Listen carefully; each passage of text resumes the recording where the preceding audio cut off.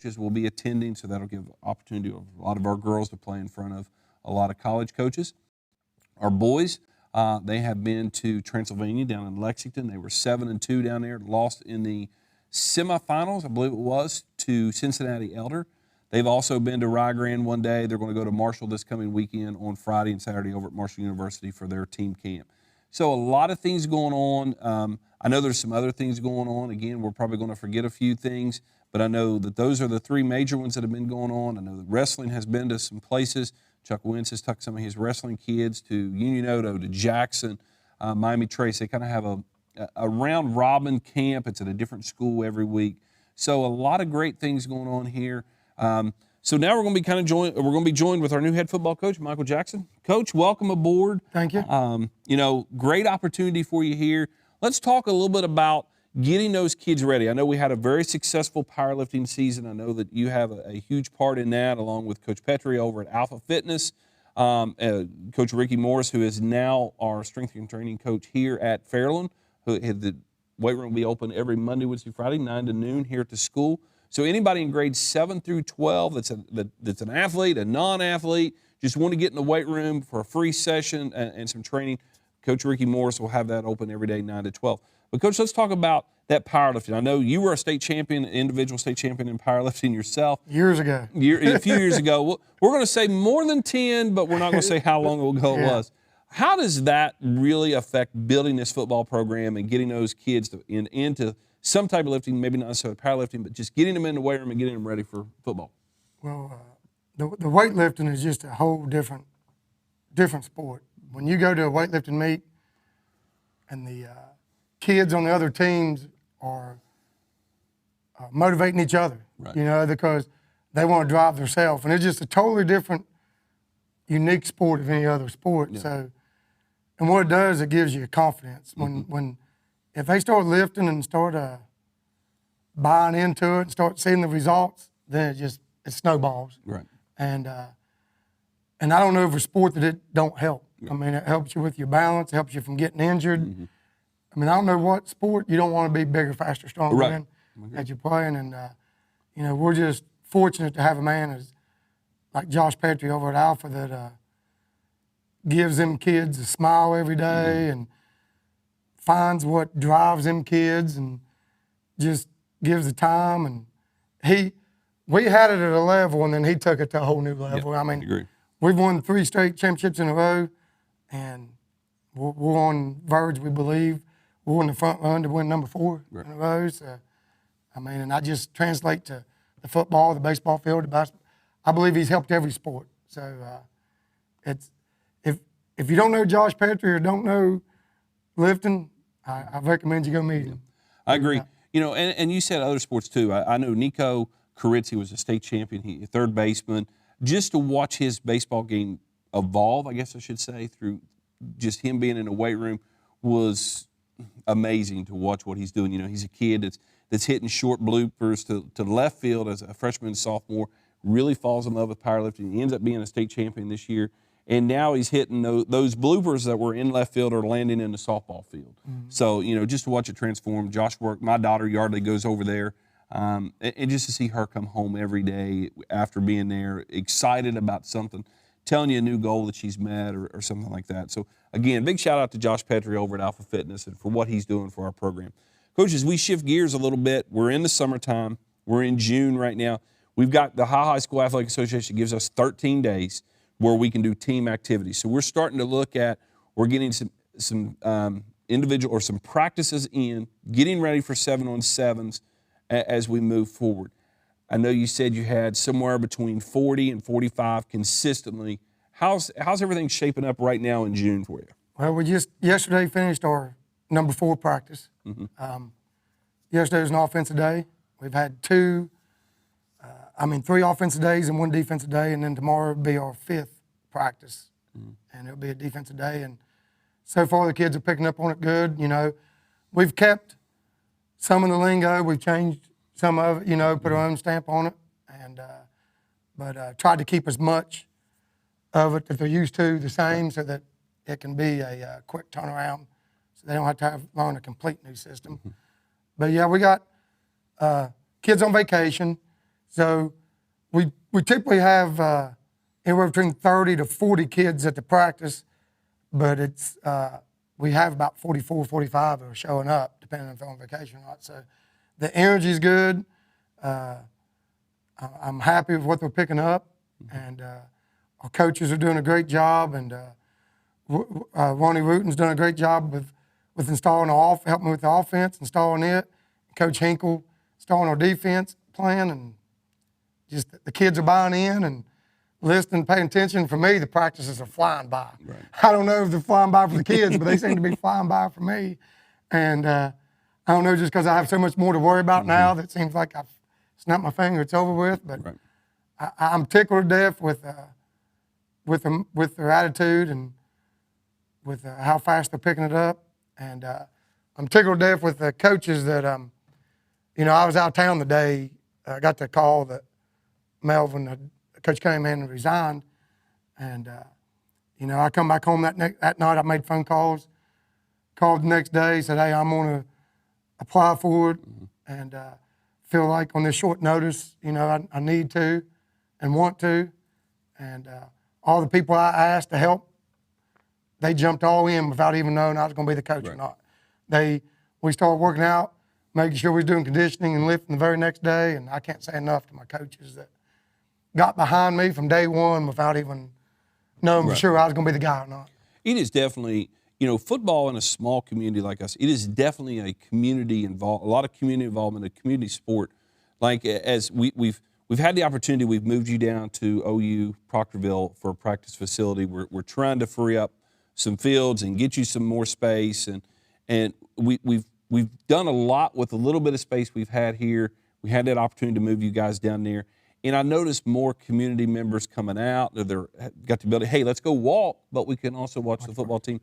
How do you feel that has the more the community coming around and seeing you, has that brought some excitement to your players of, hey, we got these people out here watching us now, we got to go out and perform a little bit more? Or can you tell at this point in time? I believe so. We get lots of honks every day. Right. A lot of ways people walking, and we support that. Come stop, walk around, watch us. We want you to come Friday night, of course. Right. But more welcome to come watch one of our practices, or come get in shape, walk, get healthy. And actually, I think I got what I did. I got hired on a Thursday and Saturday. The parents put together a car wash and huge community support. We had a 3-hour car wash and raised good money in a quick amount of time. And people didn't even get the car wash. People stopping in, donating money and I just feel like, and the biggest thing they said was they saw the kids working for it themselves. Right. We weren't going out asking for money. The kids was out there working, and the people saw it, and they liked that. Oh, and yeah. They stopped. And we had like 25 kids show up on short notice, and I probably could have stayed longer, but 3 hours of washing cars, I didn't want to. The kids had fun, and you don't want to make it not fun. I agree. Anything after 2 or 3 hours, people lose. Right. The You kind of lose interest in it. But I was very happy with our community sport and just that support in that very short time. And I think you're going to continue to see, once we get into August, the community starts just showing up in groves, and for that first football game, it's kind of that first football game for you on a Friday night in Medford. It's kind of like a glorified scrimmage that the high school allows us to have. It's a game-like atmosphere. So we're excited about some things and getting that started. Coach, I know that we had talked just a few minutes about you're going to have a youth camp. June 30th. I know you're kind of putting some final details together and putting that final stamp on things, but what can you tell us about that camp that's going to happen on Friday night, June 30th? Well, Friday night, June 30th, we're going to finalize the time within the next day, so we'll post it on our pages, but it'll probably be about 2.5 hours. One of our high school coaches and players will be running the camp. Okay. We'll have all position players at their positions. So every kid will learn how to play quarterback, learn how to play running back, learn how to play receiver, play line, learn how to tackle. I want every kid to experience a little bit of the whole game, because when you're little, I don't want them to get programmed into a spot and think that's what they're going to play, So I want them all to have a little fun with the high school kids, and I tell my high school kids that to them 7, 8-year-olds. You know, you're big time to them. So I want them to be involved, and I want the kids to come out and enjoy it. We'll have some fun at the end of it, some relays, some tug of wars with the high school kids and the youth kids. I got some things playing with it. Hopefully they have fun, and everybody will get a T-shirt. Riverside Therapy is going to sponsor it for me, Joe Lambiot. So everybody will get a T-shirt with that. And I think it'll just be a fun evening for the kids. Oh, I agree.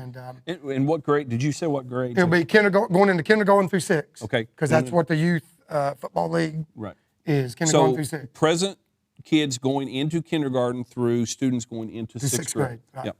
So that again, that'll be on the 30th here on Friday night. You'll be seeing some postings. If you don't follow Fairland football on it's Fairland football 2023-2024. Okay. So and then I'll be putting some of this stuff out on our athletic department webpage and some different things. Coaches, we kind of started looking at some returners. You know, Peyton coming back, your starting quarterback coming back, Bryson Hunt, big-time receiver coming back, a kid who's got the potential to be a Southeast District Player of the Year. You know, Cam Kitts, you got those type of guys, Dylan Stone, Cooper Charles. I know I'm missing kids. I'm going to kind of let you talk about maybe some kids that I missed.